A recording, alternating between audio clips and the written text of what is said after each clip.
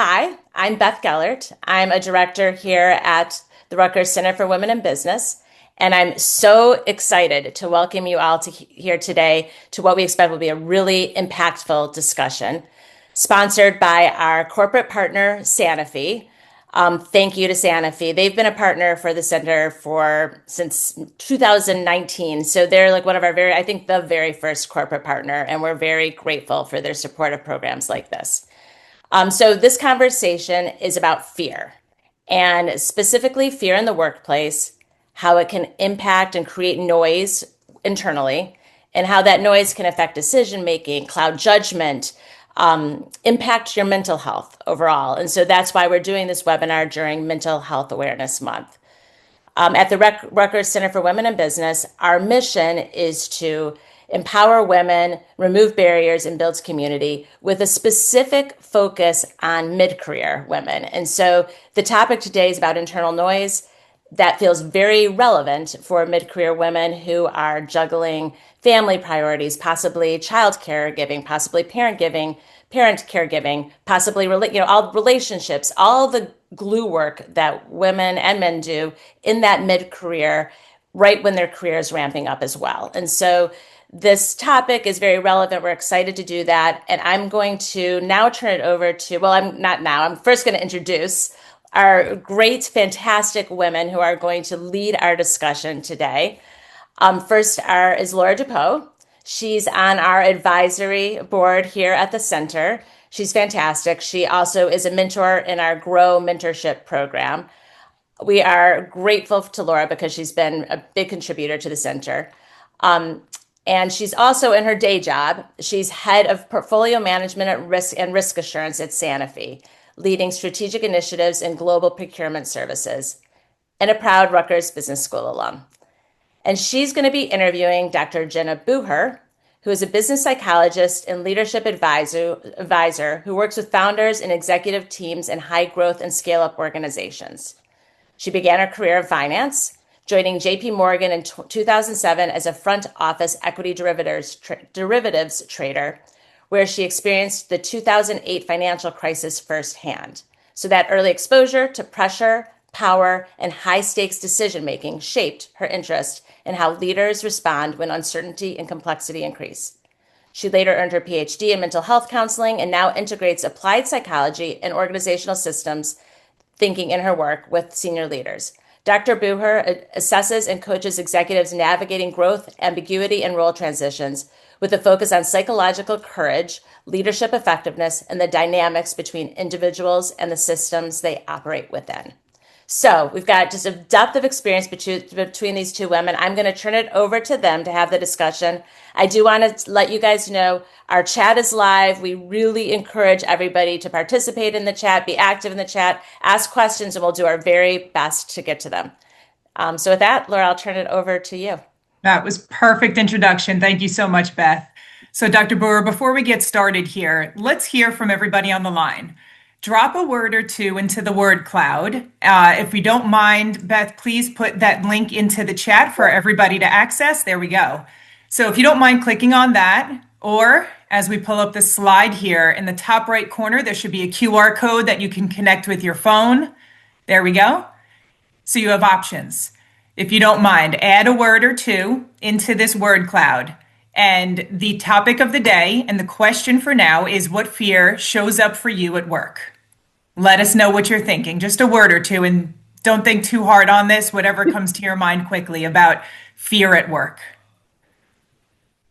Let's see what answers come through here. We'll give everybody a minute or two to respond. All right, so failure, volume of work, limited time. Let's just keep typing into the chat here. We'll go there. Nothing like some technology issues. Meeting expectations and workload overload, absolutely. Sustainability. Overwhelming competing priorities. Boy, do we know about that. Failure. Ooh, imposter syndrome. It's like they read our notes here, Dr. Bucher. Imposter syndrome again, even though getting acknowledged for your good work. Yes. Managing relationships, helping others to the point of not caring for my own needs. Absolutely. Mistakes. Good Lord. Heaven forbid we make mistakes. Feeling inadequate. Yes. Not being the smartest person in the room totally resonates. These are perfect, guys. Thank you so much. And this really gets the juices flowing here and gets us started as we jump into the conversation. Thank you all for your participation. So, Jenna, let's talk a little bit more here about some of your core ideas around fear. One of the things I find really compelling about your work is the idea that fear at work, it's not random, it's Yeah. patterned. And you talk a lot about different fear systems or buckets that show up at work. Can you walk us through that at a high level? Sure. So I would say most people experience fear at work as situational, meaning like I'm nervous about this meeting or this conversation feels high stakes. But what I found, if you take a step back, fear is not random and it's patterned. Uh, if I had to like distill kind of like based on my work, like the core fear systems, it really is boiled down to five. So I can walk the audience through those the core five.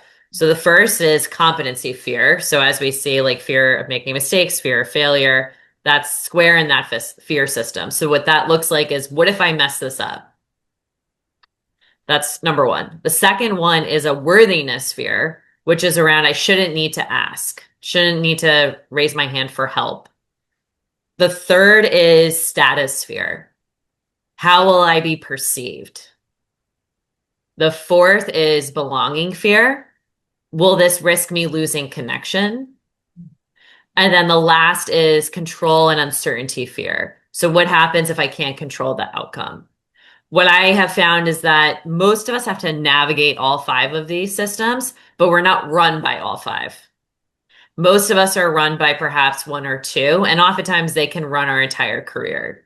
And if you learn that your fear is patterned, you can stop looking at every situation as new.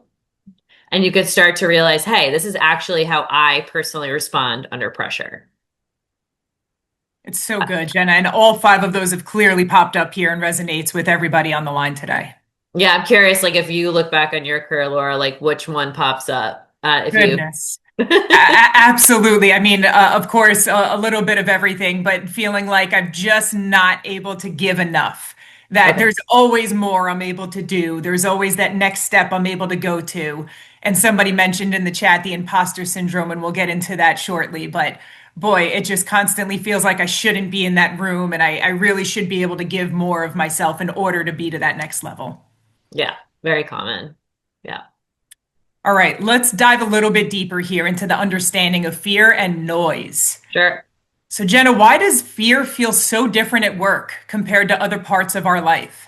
Yeah, so I got this was like something I spent a lot of time on last year. I gave a talk on courage to a group of marketing executives, and I got asked by someone, why do I have no problem hurling my body down a double black diamond on a ski slope, but if I have to go present in a room full of my executives, I'm like trembling. Like, what's wrong with me was the question. So what that really prompted me is to better understand what is different about work as it pertains to like the system itself as compared to other situations that objectively should activate more fear. And what I found is that there's the following things are pretty unique about work. One is the rules are unclear. Two is feedback is delayed or often political. Three is you're constantly being evaluated. That visibility, and that only gets worse as you grow up in the ranks. It's the visibility grows. So if you're skiing, just using her example, a double black diamond, you know if you did well. Did you make it down the hill safely or did you fall? Pretty tangible results there. Yeah. At work, like you can make, and I'm sure you've experienced this, like you can make a great decision at work and still be questioned. So what ends up happening is the mind fills in those gaps because it doesn't have the information. And that's when noise enters and distorts judgment. It's so true. Absolutely. I love hearing a bit more about that immediate feedback also, Jenna. One thing that, it really resonates me and that we have these check-ins throughout the year. We really we put the pressure on ourselves to seek that immediate feedback. Otherwise, we're not doing enough throughout our days. Let's talk a bit about how does fear evolve? though, as people move throughout their careers? You mentioned a little bit about that. And do these patterns become more enriched and do the stakes increase as we climb these ladders? Sure. So, in short, like as you climb and ascend in your career, fear grows. So that's like kind of shocking to a lot of people because there's this big myth that as you gain more experience, we will have less fear. That's the belief. That is not true. And what I will say is there's a big difference between work environments that have um, ability to have high mastery in the work environment versus business, which is constantly changing and much more dynamic. So let's just like give a hard example and take a step back. Like, I mean, you're an athlete, like you grew up playing sports. Did you ever get injured where you Oh, needed a gosh. surgery or, Unfortunately, yes. yeah, okay. So let's say you tore your ACL. I'm just making this up. Yeah, Did yeah. you? I did not, but my best friends and all Yeah. my athlete friends all did. So, Okay, great. yeah. Okay, so how if a person goes in for knee surgery, how many times do you think that surgeon's done that ACL repair? You're hoping thousands and Thousands hundreds. of times, Yeah. right? So there are that's my point. There are environments that allow for high mastery. You may see for a knee surgeon, you may see a case or two that's more complex, Yeah. but you are like day in, day out repeating the same like type of activity. Similar would be like a university professor. Students may come and go. If I'm teaching the same course semester after semester, I know this material cold. There you go. What happens though in business is it doesn't allow for high mastery, especially if you are continuing to ascend in your career. You are constantly and willingly and of your own volition entering into environments that have higher complexity and higher ambiguity and higher risk. So this idea that like confidence grows in new environments, just the math and the science just like don't add up. So at the end of the day, I often tell my leaders, and these are people at the top of their fields, if like you're doing your career right in a way that you're constantly challenging yourself, you should expect to experience more fear. It's so true. But we get into these calls and these meetings with our C-suite executives, and it looks like they've just all got it going on, right? They've Right. rehearsed, they know exactly what they're talking about. They're speaking to everybody like they've done this a million times. So, I mean, these are techniques that they've evolved over time. And to a lot of your research here, it really backs it up. Yeah. Yeah. Incredible. Incredible. All right. Let's move on to which fear shows up most often in high performing women. So now we're talking about these leaders who are getting to the next level. They're talking about their belonging. Yeah. What fear though is still showing up there? So going back to like the five systems, I'd say, I mean, they're all kind of rule the roost to some degree. But when I look at high performing mid-level career women, I'd say there's a few that really stand out. One would be a worthiness fear, this belief of like, I shouldn't need to ask. And I think a lot of that stems from behaviors that were rewarded earlier on in their career. Things like being low maintenance, easy to work with, the go-getter that just takes it all on. That is something that is socially sanctioned, socially promoted. Those are behaviors that are rewarded. And they oftentimes work as an individual contributor completing a task.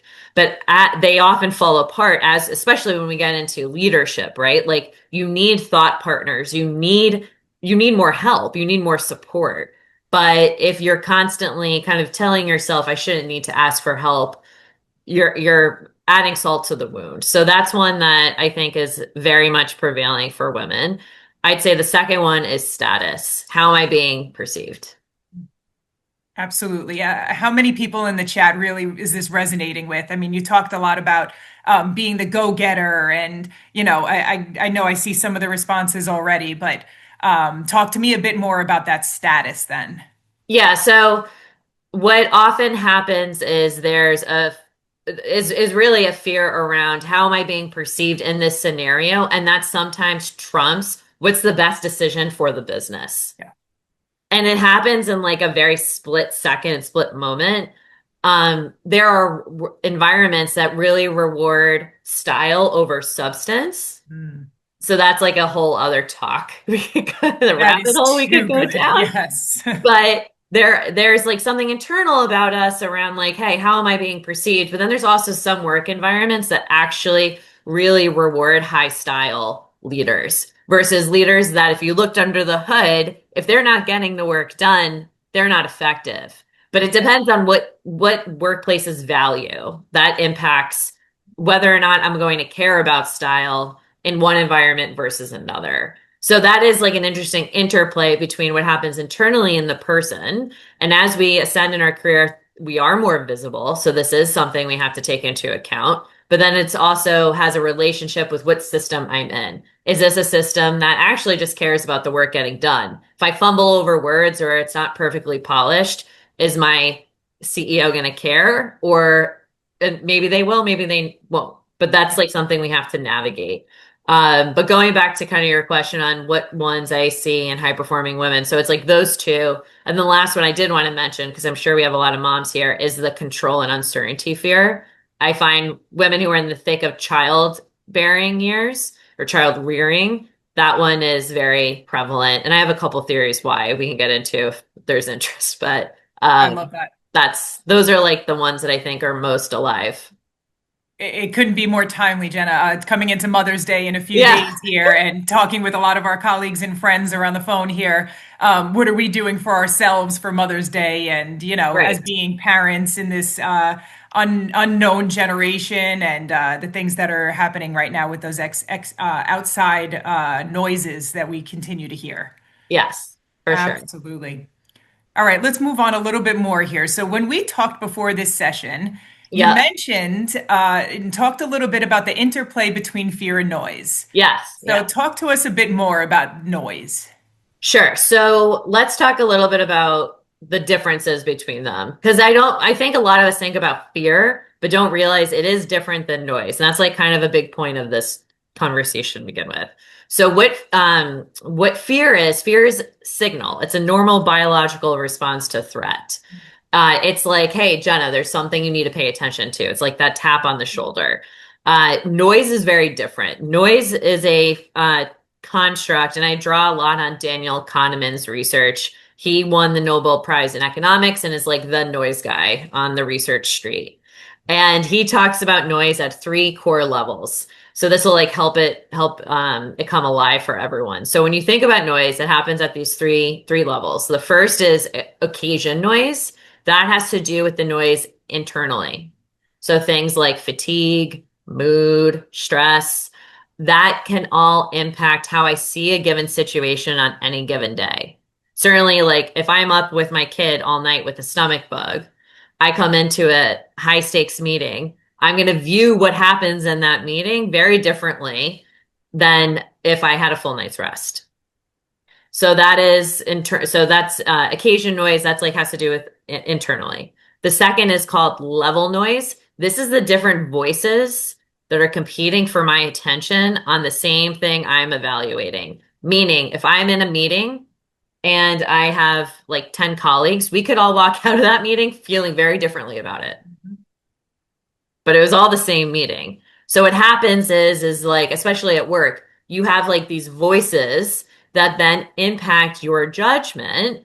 And it's all input, but not all input is useful. Whose voices are you paying attention to and whose do you like kind of discard? That's the second. And then the last one is system noise. So this is like in the wider environment. What's the culture? What are the unwritten rules, the norms and expectations? This could also be related to like markets or even AI noise, like or existential noise. But the whole point here is that noise shows up everywhere. Like I mentioned, not all noise is input, not all noise is useful. And noise just doesn't sit there and hang out with us. It amplifies fear. It festers. So I know that's like a mouthful, but as you kind of like think through the three levels, I'd be curious, Laura, like when you look at your environment, what comes up as noisy for you? Maybe, Absolutely. yeah, Yeah, so I mean, we talked a little bit, and some were mentioned in the chat about this imposter syndrome. And right. so a lot for me and a lot of my friends and colleagues, we deal with this imposter syndrome of, that internal noise of I see what's going on out there, but internally I'm just not meant to be in this conversation, in this room, at this Right. table, making these decisions. Right. So many of these important things that come second nature to a lot of our male colleagues that they don't really have that pause or that, that hesitation in, do I belong here?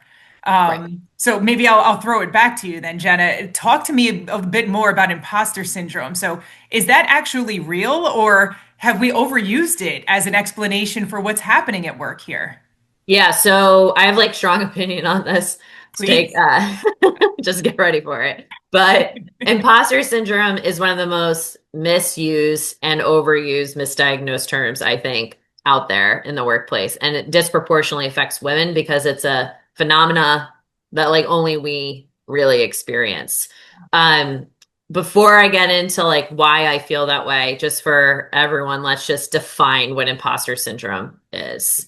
So what it is this feeling that any past success I've had is not because I'm smart, because I work hard, but it's attributed to things like I got lucky or someone else was responsible for the success, not me. So what ends up happening is it prevents us from ever internalizing our competency. So that's what imposter syndrome is. When I think of like when did this like I got curious. I'm like, when did this show up on the scene? And it was during the girl boss era in 2010s. Like that's my memory of kind of when this like really went like had a viral moment in society. So that's like a bit of the backdrop around what it is and kind of when it showed up. This is um this is what I've gathered. So first, let's think about the science of imposter syndrome. If you look at empirical peer-reviewed articles like hard science, not ChatGPT and not Society Jabber, what you find is the data is actually mixed. It's not clean. So some studies will find gender differences in imposter syndrome. Other studies won't. Other studies will find men experience this just the same as us. And then you'll see other studies have figured out that it's not internal to us. It actually, imposter syndrome and the feelings get catalyzed depending on the work environment you're in. Makes sense. So the point is like the data is not clean. This is what I feel. I think the feeling's real. I don't think we're making it up. But I think I mean, if I think about it, it's like I think a lot of us feel we'll be exposed or we don't belong, or sometimes we feel like emperor with no clothes, right? But my issue is that we've turned this into a personal flaw for women. Yeah.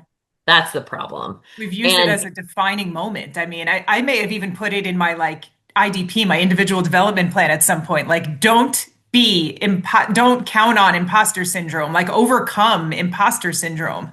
How did we let this define us at one point, like you said? yeah, and I mean, I think tied to that, it's like, so it's, if you run with that, it's like, I just need to believe in myself more and all will be fine. Sure. Like, like this problem lies inside of me. Like, I think if I take a step back, what we call imposter syndrome is really a rational response to a high noise environment. If it's a new environment where it's like I said, the unwritten rules, the high visibility, the high stakes, where feedback's not consistent, where success is not cleanly defined, what's real is this system is hard for me to read. That's the problem. It's not about there's something wrong with me. So we've attributed to like a personality flaw or like an internal defect. It's a misattribution problem. It's really around what is going on with this system, and it's difficult for me to read. It makes sense. So if we can move the problem from outside of the person into better understanding the system we're in and our interpretation of it, that to me is much more empowering. Really resonates. Yeah. Are you going to Um, change your IDP plan? oh my gosh. I'm going right to it as soon as we hang up here today. Yeah. Yeah. Yeah. What Um, resonates for you about that? Like what's the oh. unlock for you? Honestly, it's been career limiting. Yeah. Really honing in on that, imposter syndrome, and I need to build my confidence and things and then I talk to other people, peers and colleagues of mine, and they're like, "Girl, you do not need to build your confidence. I don't know who told you that. I don't know who read the room wrong, but just really reframing how we look at ourselves and how we carry ourselves, not letting these voices inside of our heads take over who we really are and what we're really here to do." Yeah. Yeah. So good. I Totally. see some clapping in the chat here, so I know this resonates with some people, which is excellent. If you have any questions in the chat, please don't hesitate to throw them in. We just with about 15, 20 minutes left here. I do want to keep going. I have a Yeah, sure. couple of more questions here. So around the practical guidance, and this is like more around our application at work. Yeah. You talk a bit about how focusing on reducing noise is more important than directly addressing fear. What Yeah. do you mean by this, and how do you reduce that noise? Sure. So most of us do try to like eliminate fear. That's a losing game. Yeah. Fear comes fast, it's emotional, and it's often to some degree not fully conscious. We're not like fully aware of the level of fear. So if you go straight at your fear, oftentimes we will get stuck in our head. That's like common. Noise is different. So instead of trying to feel less afraid, I focus on helping leaders reduce the distortions that are interfering with clear thinking. Lowering the noise, because when the noise drops, people are actually very able, competent, and smart, all the things to be able to then see the situation properly, and then they know what to do next. So I get asked often, like, how do you tell the difference between fear and noise? Like things like if you are delaying making a decision, overthinking, second guessing, you don't know like which voice to pay attention to, you've lost connection with your own intuition. That's noise. That's a high noise environment. And when I think about like kind of practical steps, it's going back to those three levels of noise. It's like the internal states, the noise around what other people are saying, and then in the system, like you have to attack them from those three levels, or at least pick one, right? Like, and if you're able to lower the noise, what ends up happening is you're able to see reality clearly. And because we're smart, capable, and thoughtful, we'll know what's the right next step. Really So in good. my work, it's much more about, I don't try to make people feel less afraid. What it's really about is like helping them think more clearly when they are afraid. You're leading right into my next question here. So, a lot of advice tells people to just be more confident, just speak up, right? We hear this Right. all the time. You say that this doesn't actually work. Why is that? Right. So, I mean, the confidence, so confidence is a byproduct. It's not an input. So confidence happens after the action has taken place. So instead of building more confidence, what we actually need is more courage. Courage precedes action, Hmm. not confidence. Confidence comes after the successful like revolution of that kind of cycle. So you don't become more confident and then act. You drum up courage, act in uncertainty, and then confidence builds from that. So good. So it's similar to like with the confident thing. It reminds me of like just telling someone just remove the fear, right? That's not how this works. Sure. Really Yeah. good. We have some comments and questions in the chat here. I'd love to go to them. Rachel sent in a really good comment here. Super helpful reframing on imposter syndrome. I knew this would resonate with people. In Adam Grant's Thinking Again, he shares studies that show those experiencing imposter syndrome actually display more behaviors associated with beginner's mindset, which Right. help us as leaders in finding solutions to problems. Um, I'm going to see. So those experiencing imposter syndrome also have that doesn't make that's interesting. That's like I'd have to better understand that because Yeah. Yeah. if you have a beginner's mindset, you then adopt the belief of I don't need to have all the answers here, I haven't right? mastered So anything yet. I'm just I haven't learning. mastered anything yet. Exactly. So I would guess like though we all experience those feelings of imposter syndrome, but it's like, do they paralyze us? Or Mm. are we like, this is new for me, similar to the beginner's mindset? Maybe that's, yeah, just, and then it's actually like pretty congruent, right? Whereas if we're in a situation where we're very much paralyzed by the imposter syndrome, that beginner's mindset is going to be really hard to actualize because they don't go together. You just get Absolutely. stuck. Yes. Yeah. Yeah. Yeah. There's a good question here from Megana. If it is misreading the system, then Right. why or how do women internalize imposter syndrome to something within? I'll ask you. I have like a lot of feeling on this, so I'll like manage my emotion. It's like a great question. I think we've been sold a bag of bad goods, like culturally. It is so And true. we've been told to internalize this because it's been made to, I mean, it's specifically been made commercially that just it's a us problem. Here's the coach that can help you with your imposter syndrome. Here's the 12 steps to help with imposter syndrome. It's like Good marketing technique. good marketing. Make us Something feel wrong with bad about you. ourselves. We will buy more. Yes, we'll fix it. It's crazy you say this because at our company, I've been here 14 years now with Sanofi. We did something along the lines, and I want to say it was about 10 years ago, and you mentioned this was in the 2010s when Yeah. imposter syndrome was really hot topic. We did a class on, like acknowledging your imposter syndrome and how to overcome it. I mean, it couldn't be more, of that noise that you talk about, that external noise that we're bringing inside and trying to figure it out still. Yeah. I mean, it becomes internalized when we view noise as the problem inside of us only. Yeah, That's not true. absolutely. Absolutely. Rachel had here, sounds like the noise detector for each person is Yeah. going to be unique. Absolutely. How can leaders and managers with direct reports navigate this when some individuals experience much more noise than their peers? Great question. So great question, Rachel. I think what comes up for me is no one's talking about this, so that's the problem. Like, have you ever been like, is that if I had to guess, like maybe we can do like a poll, like a thumbs up. Like, how many people have attended a professional talk that talked about noise besides today? Like, if you have, put a thumbs up in the chat. Yeah, none. Nope. No. Yeah. Great. Never. So that's the None. problem. Thumbs That's down. part of Yep. the problem. Yep.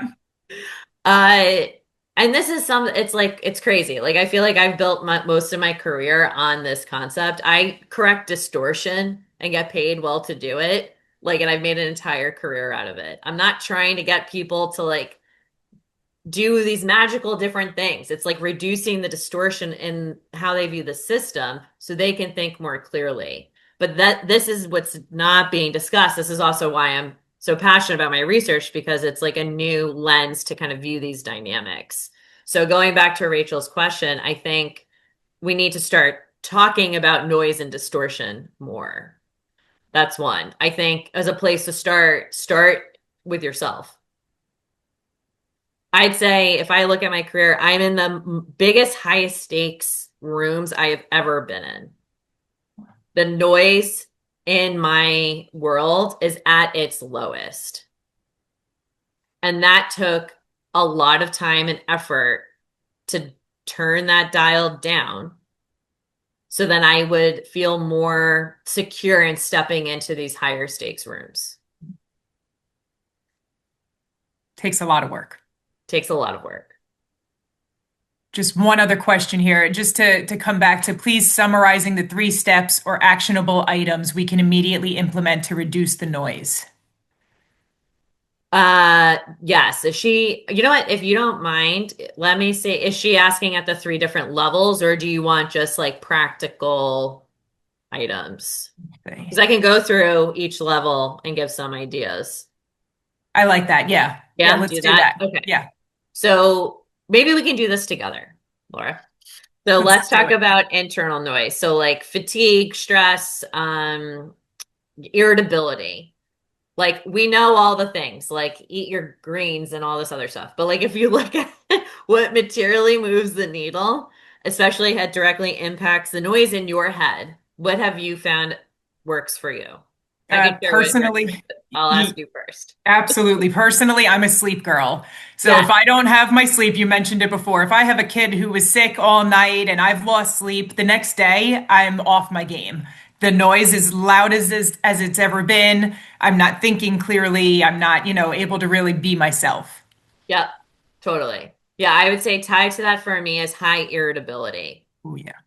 Irritability creates distortion for me. I cannot see the room, read the room when I'm irritated. Yeah. And we all get irritated by different things, right? We all get set Yeah. off and triggered. Yeah, so it's normal, but like things that I will hold my, and this is discipline. Like if I'm walking into a meeting and I'm already irritated and annoyed and some other, think of all the expletive like words around being annoyed at someone or something, right? Mhm. I Mhm. know that if I'm in a meeting that is high stakes, I need to be like very careful on how I interpret that information that's being discussed. I'm much more likely to like take things personally. There'll be people in that room that I know are going to give me hell and I'm going to want to like go after them. So Mhm. like these are all things and it has to do with self-awareness, but it's tied to what noise am I vulnerable to? And then what are the steps that I need to do to like take care of myself? But it's also, if I'm a leader, I need to like protect the people that are dealing with me. Like, God bless the poor person who has to deal with me when I'm up all night and had a fight with my husband and like have to convince like a CFO to give me $100,000. Like, God bless. That's a day. That's a day, right? So, okay, so that's level one, that's the internal. Yeah. Then when you think about the second, which is like the level noise, the voices, competing voices, what comes up for you as a tactic to reduce that noise? Sorry, I'm just reading in the chat, Oh, Samantha saying, thank you for normalizing being irritated and oh yeah, no annoyed. problem. For all of us type A's out there. Absolutely, Samantha. Yeah, we got you. Sorry, Jenna, give me some examples then of the second level here. Yeah, so when you think of like noise that's existing, other people's opinions in your head, what comes up? Yeah, I've been told that I need to build up my confidence before, and I'm trying to rack that in the back of my brain that, I don't show up being the loudest person in the room and I've been given that feedback a number of times throughout my career. So that's something that I'm receiving externally and I feed off of it continuously. If you looked at that, like very honestly, what do you think that message actually is? It's a good politically correct answer here, or I'm surrounded by a lot of finance experts, by a lot Yep, of male colleagues, by a lot of strong personalities in the yep, room. And if I'm the person that's more of an internalization, I'm yeah, taking things in and kind of yep. strategizing in my head before blurting out, then I'm being perceived as well, you don't have the confidence to speak up yet. Instead of, oh, I'm actually just gathering information and making an educated discussion or topic and interjecting into these conversations. So it sounds like you have a clear idea of kind of one, what you're doing, there's nothing wrong with you. And if anything, that shows like prudence and thoughtfulness, but Mm, you're detecting bias. yes, for sure. So what are you going to reduce that noise? What are you going to tell yourself in those moments when you get this feedback? I think it's a little bit. I think I'm okay pushing myself outside of that comfort zone and saying, hey, take a chance and speak up.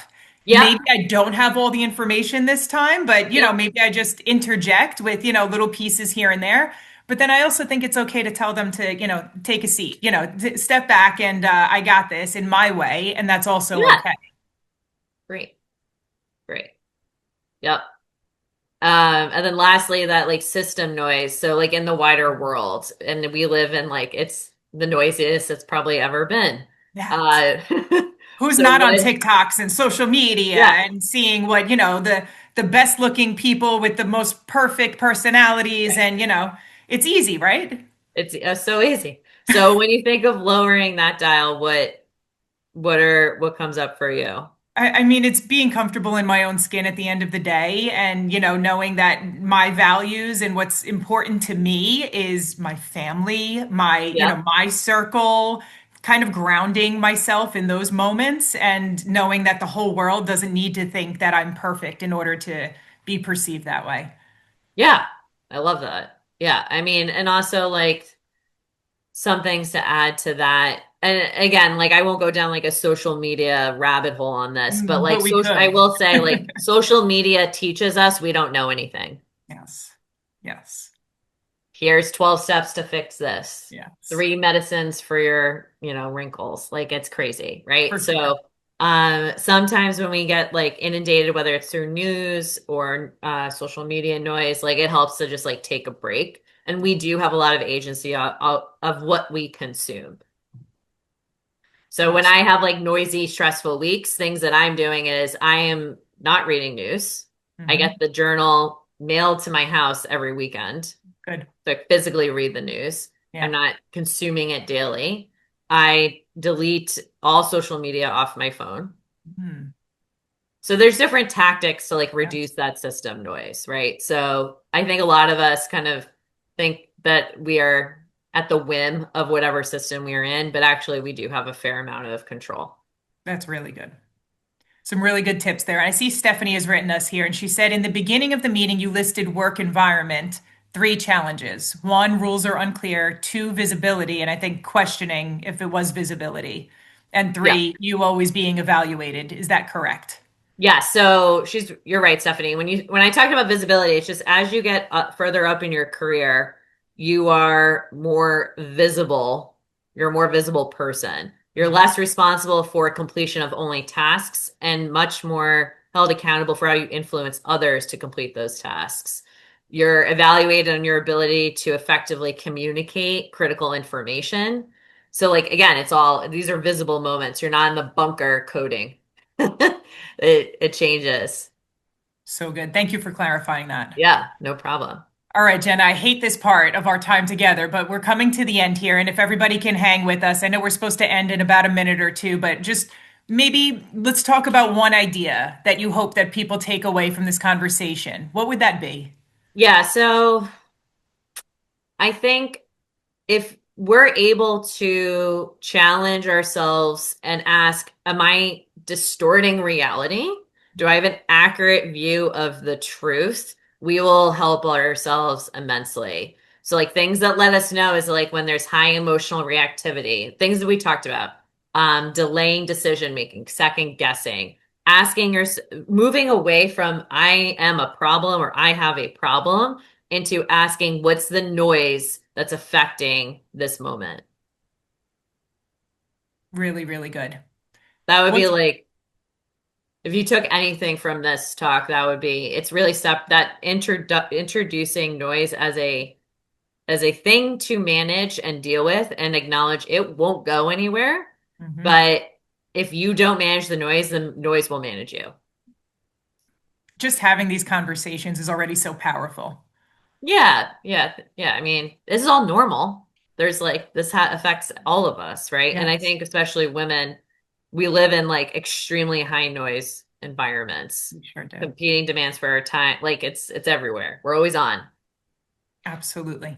Before I hand it over to Beth here to close us out, Jenna, what's one small action that somebody could take this week, to Yeah, respond to fear differently? yeah. I would say like if you can practice, um, like I said, around like the distinction between fear and noise. Like I would love for people to pick one of those three levels. So the internal, the external with people's opinions, or the wider system. Like pick one level and pick one facet of noise that runs your life and see if you can improve it, dial it down. I love that. Everybody, if you can take one thing away from this today, have a great weekend and Wait, enjoy wait, those wait. of you. Oh, sorry, Beth. Yes, yes, No, yes, wait, Beth, I'm please close sorry. us I out just want to here. chime in really quickly. Super Yeah. powerful discussion. Thank you, Laura. Thank you, Laura. Thank you, Jenna, for being part of this. I did want to just make sure we thank Sanofi again. Want to also thank all of our corporate partners. It looks like technology is not working. So Moody's, Bristol Myers Squibb, NAREIT Foundation, Milliken DTCC, Renaissance Re, the Geller Global Group, and Crum and Forrester. Fantastic corporate sponsors that make sure that we can do the programming we do, the research we're doing, which is really driving conversations. Speaking of research, if you are on LinkedIn, you'll see today that we have just been published in Fast Company today in advance of Mother's Day, talking about what mothers want for Mother's Day, and not to give you it in advance, but the punchline is that they don't want time with their kids. They don't want time that they want, maybe when their kids are older they do, but for grade school kids, we're learning that a lot of moms don't, that a lot of them don't, and a lot of that has to do with the load, the disproportionate load that mothers have, especially actually it's both working mothers and non-working mothers have, and taking care of their children. And so we're trying to, and that directly affects gender equity in the workplace as well. So we're moving the needle in that conversation. Would love for you guys to check out, and we put a link in there for you to look at that research. The other thing, so please actually follow us on LinkedIn. The other thing I wanted to bring up is that in the next month or two, we'll be launching our fall cohort of Grow, our mentorship groups. And so that we've been doing that for years. We're a research center. We study its impact. It's very impactful. Laura has been a mentor in it. And so with mentors like Laura, it's a really great program. So I'd love for you guys to check it out. And I think that that's it for today. Thank you guys so much. Have a wonderful, wonderful weekend. This was such a powerful conversation. We appreciate all of you being part of our community. Thank you. Thank you all so much. Thank you.